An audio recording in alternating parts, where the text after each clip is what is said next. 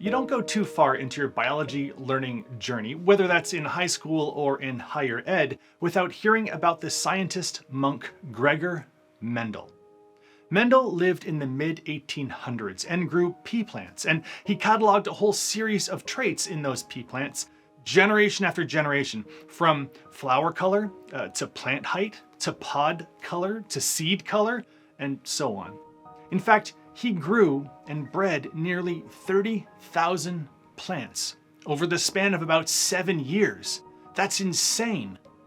One of his main focuses was to explore the biology of inheritance. He made some groundbreaking observations that laid the foundation for future generations of geneticists. He ended up posing a series of laws that describe how biological inheritance worked. And these laws actually held up for quite some time in the biological sciences. Nowadays, we'd probably say that his laws are incomplete at best, but at the time, they were groundbreaking. This series is actually not really about Mendel's work, or about his laws of inheritance, or how those laws of inheritance have aged over time. Instead, we're going to take a deep dive into the biology of round and wrinkled peas. That's one of the traits that Mendel cataloged. And we'll explore how it's actually a pretty good example of evolutionary processes at work.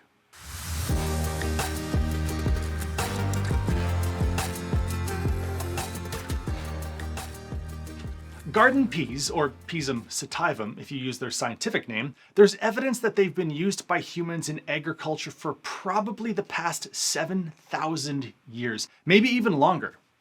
This was coming off of the tales of a period of time in the Middle East region where the scope and scale of human settlements was changing.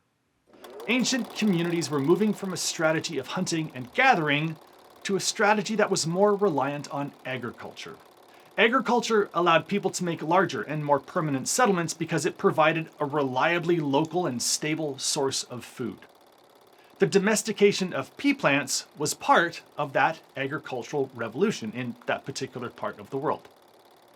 As time went on, different varieties of peas began to emerge. One notable change that happened was the emergence of the sweet garden pea. Now, seemingly for most of the historical relationship between humans and peas were a crop that were best eaten when cooked, or used when they were ground into a type of flour. Otherwise, they were pretty starchy and somewhat bland. But imagine putting them into a boiling pot of water with maybe some salt and a few spices, and voila! You have a perfectly good, tasty, and nutritious meal. Sometime perhaps around the mid-1600s in England and in Western Europe, there came mention of a type of pea that could be eaten right off the vine. It was a very sweet-tasting pea. The French called them mange tout, which means eat everything. Because not only could you eat the peas quite comfortably without cooking them, but you could even eat the pea pod itself. Okay, so when it comes to food storage, let's assume that you're going to save some of your peas to be used in the weeks and months to come. What you would do is you would harvest your pea plants, you would extract the peas out of the pod, and then you would let them dry before putting them in some kind of storage container. The field peas, those are the ones that were pretty starchy and used in soups or ground down into pea plant flour, those stayed round and smooth when they dried out. But the new variety of peas, the tender ones, they became wrinkled when they dried out. So you have these two traits now that are seemingly linked: wrinkled sweet peas and round starchy peas. Nowadays, the peas that you buy in the frozen food section at the grocery store, those would be the sweet wrinkled peas. They look round, I know, but if you took them out of the bag and let them dry out, you'd see that they're actually wrinkled. So what happened?